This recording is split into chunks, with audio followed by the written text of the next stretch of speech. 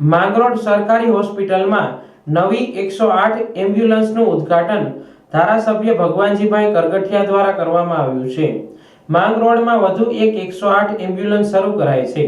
ધારાસભ્ય ભગવાનજીભાઈ કરગઠિયા દ્વારા આ એમ્બ્યુલન્સનું લોકાર્પણ કરાયું હતું। આ 108 એમ્બ્યુલન્સ માંગરોળ સરકારી હોસ્પિટલમાં ઉપલબ્ધ રહેશે। દર્દીઓને સારવાર, અકસ્માત અને વધુ સારવાર માટે રિફર કરવા માટે ઉપયોગી થશે। આ પ્રસંગે ધારાસભ્ય ભગવાનજીભાઈ કરગઠિયા, શહેર ભાજપ પ્રમુખ લીનેશ સોમૈયા, ડોક્ટર ગરીબા, ડોક્ટર ભાભા અને 108 નો સ્ટાફ તેમજ સરકારી હોસ્પિટલનો સ્ટાફ હાજર રહ્યો હતો। સરકારી હોસ્પિટલની જૂની એમ્બ્યુલન્સ તાત્કાલિક ઉપયોગી ના થઈ શકે, જેથી માંગરોળ ધારાસભ્ય ભગવાનજીભાઈ કરગઠિયા દ્વારા નવી એમ્બ્યુલન્સ માટે સરકારમાં રજૂઆત કરી હતી। નવી 108 મંજૂર થતા આજે ઉદ્ઘાટન કરી લોકોની સેવા માટે શરૂ કરવામાં આવી છે।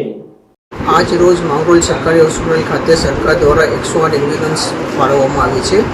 માંગરોળને પ્રજાને જે વારંવાર અગવડતા થતી કેશોદ અને જૂનાગઢ જવા માટે એના ભાગરૂપે ભગવાનજીભાઈ માંગરોળ ધારાસભ્ય દ્વારા સરકારને રજૂઆત કરતા સરકાર દ્વારા 108 એમ્બ્યુલન્સ માંગરોળ સરકારી હોસ્પિટલને આપવામાં આવેલી છે। તેના ભાગરૂપે માંગરોળની પ્રજાને જે અગવડતા થતી તે હવે સગવડતામાં બદલી ગઈ છે અને આજ રોજ તારીખ 1/10 માંગરોળ ધારાસભ્ય ભગવાનજીભાઈ દ્વારા તેનું લોકાર્પણ માંગરોળ સરકારી હોસ્પિટલ ખાતે કરવામાં આવેલું છે।